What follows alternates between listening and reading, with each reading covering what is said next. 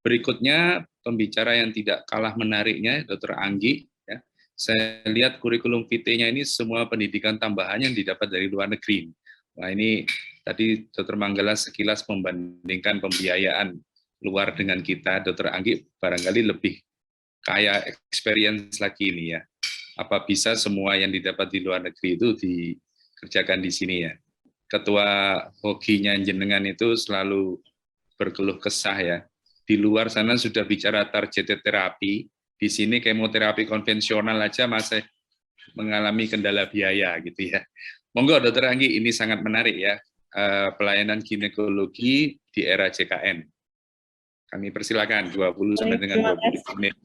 Terima kasih Dokter Taufik. Aduh ini kayaknya beban saya berat banget gitu ya. Ada ketua hogi di satu sisi, tapi saya harus menyiasati nih karena berita terakhir ya Dokter Manggala. Sampai tahun 2024 tidak akan ada perubahan yang tadi Dokter Manggala sampaikan apa klasifikasi maupun tarif. Jadi saya harus menyiasati, moga-moga saya nggak digebukin atau dimusuhin orang banyak nih ya. Kalau tadi nggak ada evidence base, apalagi dalam presentasi saya nih ya mungkin lebih ke arah pakai hati dan rasa serta pengalaman pribadi kali ya Dokter. Baik, Assalamualaikum warahmatullahi wabarakatuh. Selamat siang yang terhormat Dr. Taufik Islami. Terima kasih sudah mau bersedia menjadi moderator. Bukan hal yang mudah menjembatani saya Dr. Gala dan saya untuk ilmu yang kayaknya tidak terlalu dipahami orang banyak gitu ya. Saya ucapkan juga yang terhormat Ketua Umum PBID dan Ketua POGI beserta jajarannya, Profesor, Dokter, dan seluruh teman sejawat. Saya ingin membagikan sesuatu yang sifatnya mungkin lebih pakai hati nurani dan perasaan. Jangan tanya evidence base-nya, mungkin saya belum bisa jawab. Tapi kita coba saja, apa sih yang bisa kita buat dengan kondisi yang saat ini. Jadi kebagian PR ini kendali mutu dan kendali biaya dalam layanan ginekologi. Tentu saja saya tidak akan membicarakan masalah coding atau reklasifikasi atau apapun juga, tapi kira-kira tips and tricks apa sih kita untuk menyiasati dengan kondisi yang sudah ada saat ini.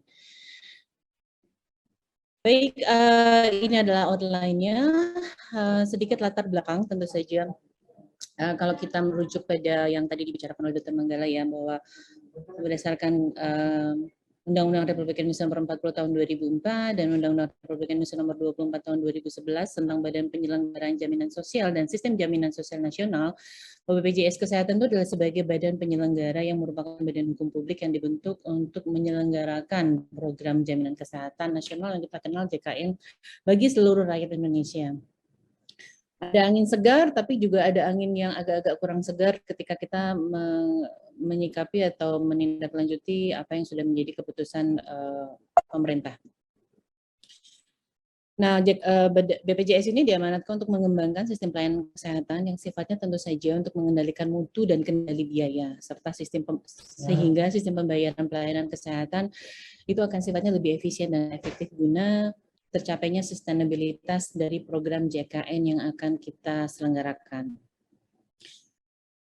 Tentu saja kalau kita lihat dari penerapan mutu dan kendali biaya dari penyelenggara jaminan sosial kesehatan nomor 8 tahun 2016, Indonesia memiliki kebijakan kendali mutu dan kendali biaya yang kita kenal KMKB dikeluarkan oleh BPJS Kesehatan itu untuk memastikan apakah pelayanan kesehatan yang kita diberikan itu efektif ya sesuai dengan keilmuan yang dan tentu saja guidelines yang dipakai ya kalau mau tadi ya internasional targeted terapi dan tentu saja efisien dalam segi biaya. Jadi ada satu mau yang tinggi tapi harus efisien. Nah, itu PR-nya memang ya.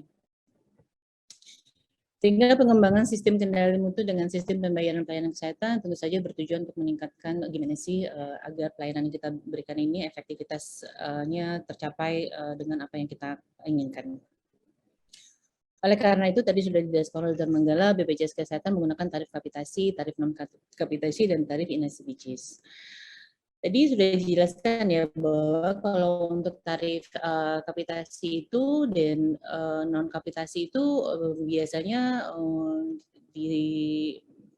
diselenggarakan di FKTP ya. Jadi kalau kapitasi itu besaran pembayaran per bulan yang dibayarkan oleh BPJS berdasarkan jumlah peserta yang terdaftar tanpa menentukan jenis dan jumlah pelayanan kesehatan yang diberikan. Jadi memang harus dihitung. Kalau di luar negeri itu kayak gitu, kalau di Belanda. Untuk mengajukan biaya itu mereka sudah tahu dalam 1 tahun itu mereka akan membutuhkan biaya berapa. Itu luar biasa banget dan kita sepertinya belum bisa belajar seperti ini kalau sesungguhnya mau diterapkan.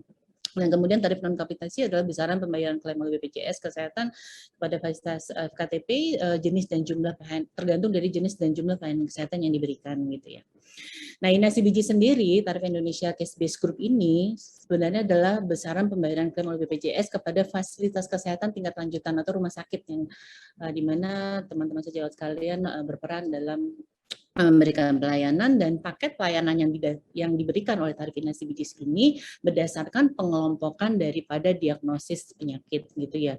Jadi grup-grup yang sama itu dikelompokkan dalam satu paket pembayaran gitu. Jadi nggak per grup, misalkan miomettomi, histerektomi gitu ya, enggak. Jadi dia per diagnosis dan per paket dari pasien datang sampai pasien pulang.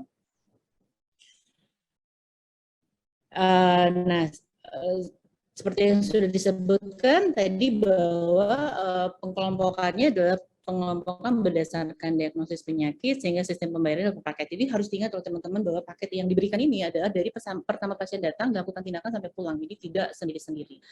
Dan tarif pembayaran prospektif melalui sistem INASIBG ini didasarkan pada case based payment melalui sistem cash mix. Nah, ini seperti itu. Nah, ini contohnya ya, ini kalau di poliklinik, ini kalau misalkan di rawat inap gitu ya. Jadi memang sudah ada grouping-grouping yang bentuknya adalah seperti ini, dan kita harus bisa menyesuaikan dari diagnosis sampai pun tata laksana berdasarkan tarif paket yang sudah diberikan. Sehingga perlu diterapkan kendali mutu dan kendali biaya. Tadi kembali lagi gunanya adalah meningkatkan efektivitas dan efisiensi terselenggaranya jaminan kesehatan nasional.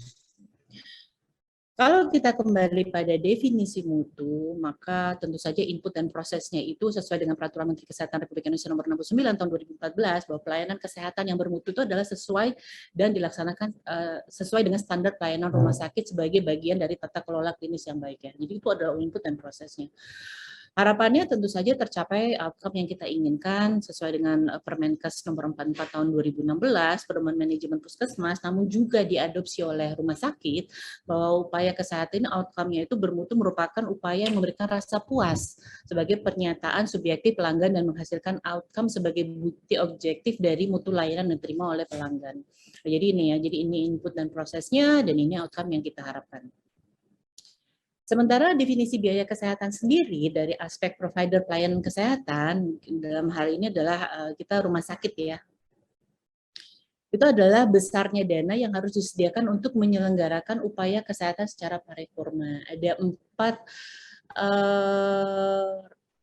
lahan yang biasanya kita berikan, yaitu dari preventif, promotif, kuratif, dan rehabilitatif. Namun karena kita kebanyakan bekerja di rumah sakit, maka tentu saja yang akan saya tekankan adalah kuratif dan rehabilitatif.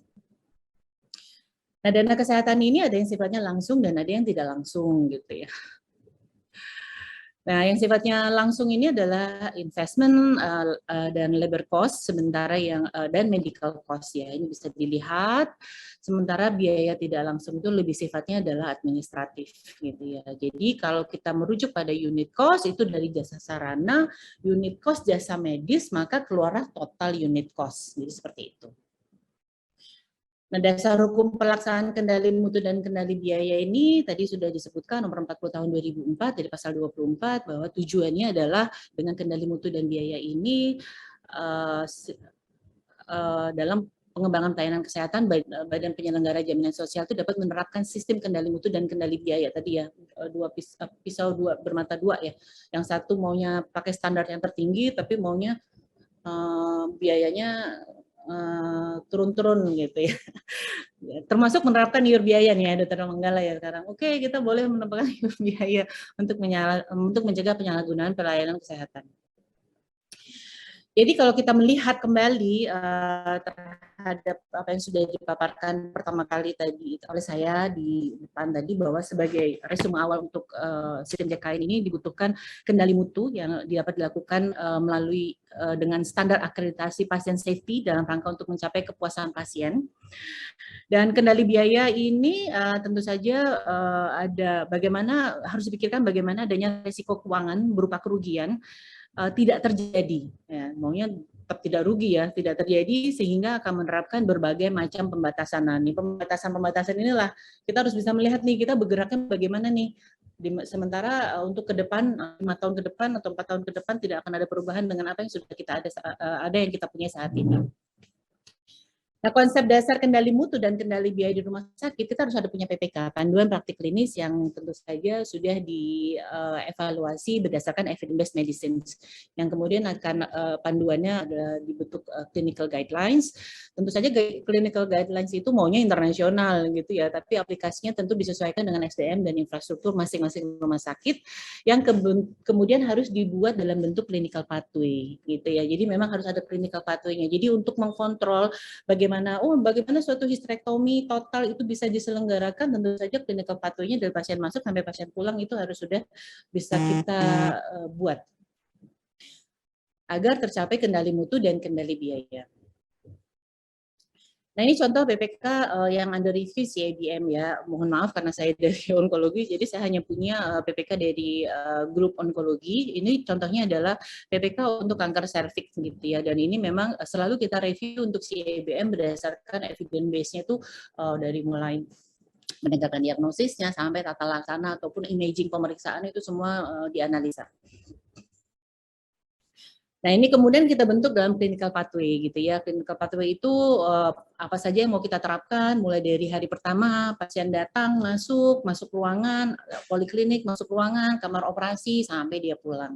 Ya, kita bentuk dalam clinical pathway, kita catat. Nah, ini tentu saja dengan demikian kita harapkan bisa kontrol untuk kendali mutu. Kita bisa mencapai kendali mutu, tapi tentu saja perlu diingat tidak semua kondisi bisa dijadikan dibuat pathway-nya. Seperti misalkan PEB dengan eklamsia dengan penurunan kesadaran dan segala macam, perawatan sampai 30 hari tentu saja kan tidak bisa dibuat clinical pathway-nya. Nanti akan kita buat sebenarnya varian-varian apa sih biasanya yang sering terjadi. Tapi minimal kita punya dulu nih basic-nya apa yang harus kita buat. Dengan ada clinical pathway yang sudah saya tunjukkan ini, kendali mutu oke, kita bisa pertahankan, namun untuk kendali biaya bagaimana? Apakah sudah tercapai? Nah, ini yang menjadi masalah, belum tentu. Kenapa? Nanti kita akan lihat bahwa clinical pathway ini tidak ada tadi gambaran unit cost berapa sih yang akan kita keluarkan untuk mencapai satu clinical pathway tersebut dari pasien masuk sampai pasien pulang. Ini tadi yang saya bilang, mungkin saya tidak bisa menyampaikan evidence base, jadi saya sampaikan permasalahan pribadi. Kalau dokter Manggala curhat, saya juga mungkin sedikit curhat di sini, ini problem pribadi saya. Masalah lu kata masalah saya ya itu. Jadi apa sih yang jadi permasalahan? Jadi masalah ya.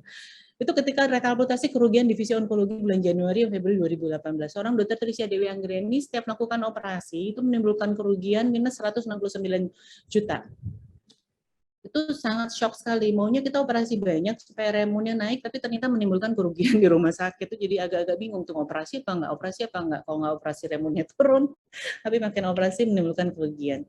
Apa sih sebenarnya yang terjadi? Nah, kita mau lihat nih ya. Ini salah satu saya kasih contoh aja, mohon maaf, namanya saya tutup, tapi rumah sakitnya mohon maaf, mudah-mudahan tidak masalah. Jadi ini yang kesalahan coding tadi ya. Tadi dia masuknya tumor sistem reproduksi untuk benign memang. Tapi saya mungkin tidak akan membahas detail ketika saya melakukan histerektomi total itu karena perubahan kesalahannya adalah kesalahan sistem. Jadi kalau kita melihat ICD-9-nya sudah benar, ICD-10-nya sudah benar, cervical cancer, ICD-nya sudah benar, tapi keluarnya groupingnya salah nih ya. Cuma saya nggak akan ngebahas di grouping salahnya, harusnya masuknya di malignancy ya, eviscerasi titik-titik sekian gitu. Maka ketika seorang dokter Trisya melakukan operasi, dia menghabiskan 68 juta gitu ya. Tapi yang di cover oleh BPJS dan keluar klaimnya itu hanya sebesar 22 juta gitu ya.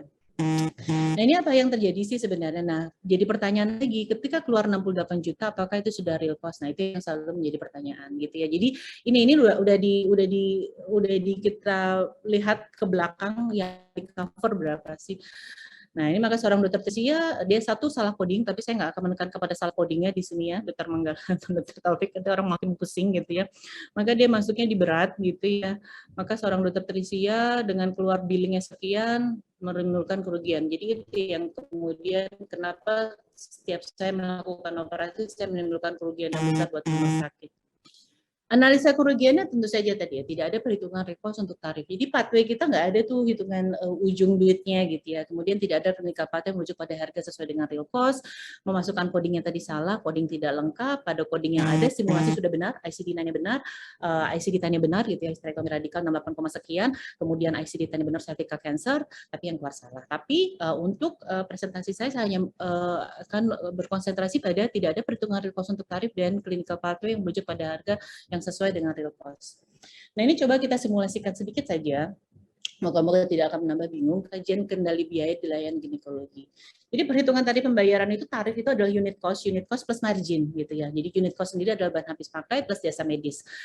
Nah, kemudian margin ini adalah yang hak yang memang bisa kita bebankan pada pasien, memang dibayarkan oleh pasien gitu ya. Jadi 10% misalnya kelas 3 dari unit cost ini kita bebankan kelas 3 10%, 20%, 30% gitu ya. Atau kalau VIP mungkin 50 atau 70%. Nah, itu juga nanti buat pertimbangan kita kalau untuk IUR tuh. Gitu ya. Berapa persen sih kita mau 10%, 10% dari mana? Ya harus dihitung dulu gitu ya. Dan harga tarif ini harus mengacu pada buku pegangan yang dimiliki oleh masing-masing rumah sakit. Tentu saja harapannya tidak terlalu berbeda, atau kita bisa melihat varian-varian apa yang terjadi, kira-kira berapa persen sih kemungkinan miss-nya gitu ya.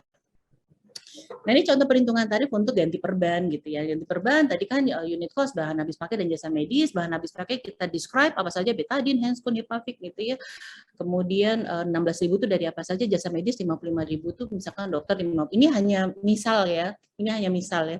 50.000, askepnya 5.000 gitu ya. Nah, kemudian total adalah 71.000, silahkan marginnya mau kelas 3 kita naikkan 10%, jadi 78, 20% 85, atau 30%, atau 50-70% untuk VIP. Gitu ya. Dan ini mau ganti perban di poli, mau ganti perban di OK, mau ganti perban di ruangan, itu harusnya ketika muncul ganti perban, itu dengan item yang sama gitu ya. Jadi kita memang benar-benar bisa mengontrol. Kemudian kita bikin clinical pathway tentu saja. Mohon maaf, clinical pathway-nya kok nggak keluar ini hyperlink-nya. Bentar. Oke. Apakah terlihat? Semoga terlihat ya. Nah, ini kita mencoba untuk histerektomi radikal ya. Jadi pertama kali pasien datang, kemudian masuk ruangan, dioperasi, kemudian pulang hari kelima. Ini kalau nggak ada komplikasi ya. Kita hitung semuanya tadi ya, mulai dari jasa medisnya, habis pakainya, dan jasa sarana gitu ya. Dan ini juga sudah ada nih untuk jasa medis di peraturan Permenkesnya nih nomor 12 tahun 2013 tentang pola tarif badan layan BLU ya. Jadi biaya pegawai itu paling besar 44, dan biaya operasional, biaya investasi paling kecil adalah 50%. Nah, kita lihat ini kalau kita taruh jasa medisnya ya jangan lebih dari 44, itu ada peraturannya ya. Kemudian ini jasa sarana nih, bahan habis pakai. Maka kita melihat histerektomi radikal ini bisa menghabiskan adalah 26 gitu ya, 26. Kalau kita pakai dari ini jangan dilihat ini, anggap aja abaikan ini gitu ya. Nah, kita bisa berhitung nih sebenarnya gitu ya. Kalau dari tarif BPJS tadi adalah 22 nih karena salah masuk coding ya. Kalau mungkin codingnya benar kita lebih positif lagi kali. Maka kita akan negatifnya 12 juta aja kali ya. Kemudian sedang ini negatifnya adalah 7 juta. Kalau dia berat, sebenarnya kalau tadi berat, saya bisa masuk positif sekitar 3 juta untuk rumah sakit gitu ya. Sebenarnya dengan positif 3 juta ini, kalau jasa medis dibayarkan free for services saja sebenarnya nggak masalah karena rumah sakit sudah bisa mendapatkan 3 juta. Sekian dari tindakan histerektomi radikal. Tapi syaratnya satu, ini harus dihitung precisely, one by one gitu ya.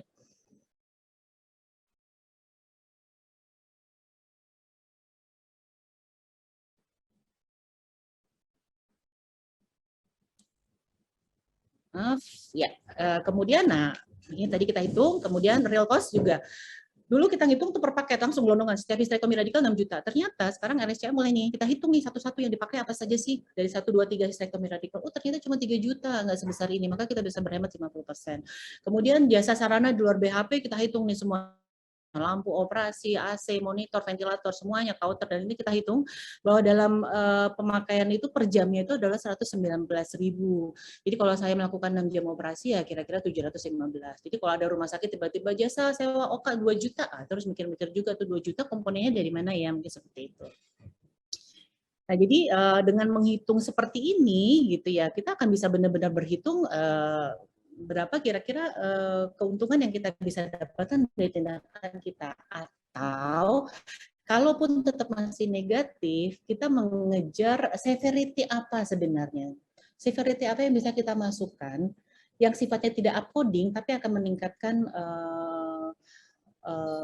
meningkatkan severity daripada kasus kita, misalkan kakeksia gitu ya, tapi juga jangan mengada-ngada gitu ya.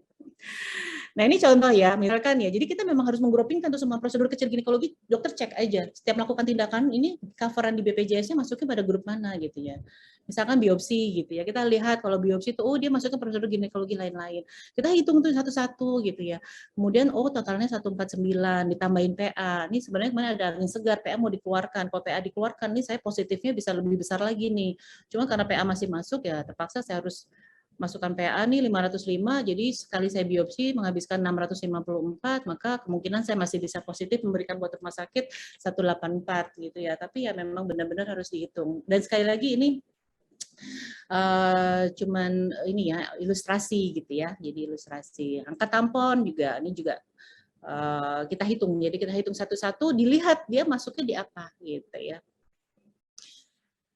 Nah ini juga berarti ini semua kita masukkan, jadi kita bisa tahu nih benar-benar hitungan kita setiap mengerjakan itu di covernya apa ya, grupnya apa, jumlah total nilainya berapa. Nah di situ kita benar-benar berhitung ketika reklasifikasi yang baru ini belum sampai atau perubahan tarif tidak akan berlaku sampai 2024 atau 2029 atau 2035 sekian gitu ya. Jadi ini yang harus kita kerjakan. Nah untuk operasi juga sama dia penggrupingannya nih, nggak dibedakan mau kistektomi, salpingorektomi, memektomi, maka dia tomi gitu ya. Nah kalau kita bisa berhemat, ternyata kalau kita hitung-hitung, oh kistektomi itu ternyata sebenarnya kalau kita pakai real cost dia cuma 7 juta nih. Nah, kalau di sininya masuk 11 juta gitu ya, maka kita masih untung 3 juta sekian gitu ya. Kasih margin 10%, dari 7 juta ya 8 juta, 20% 9 juta, 10 juta. Mungkin ya itu mungkin tips and tricks yang bisa kita kerjakan. Dan kemudian kita jabarkan itu apa saja untuk histektomi gitu ya.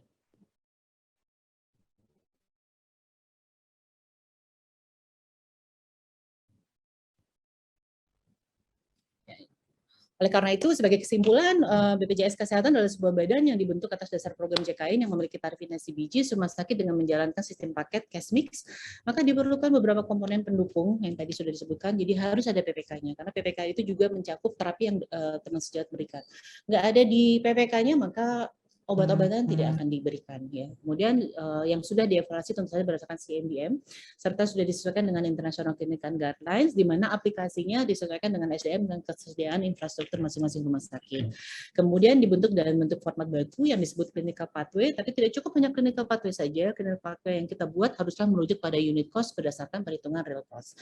Dengan ini diharapkan dapat mewujudkan kendali mutu dan kendali biaya yang efektif dan efisien sejak pasien datang hingga pulang. Baik, terima kasih. Mungkin itu saja yang bisa saya sampaikan. Semoga bermanfaat.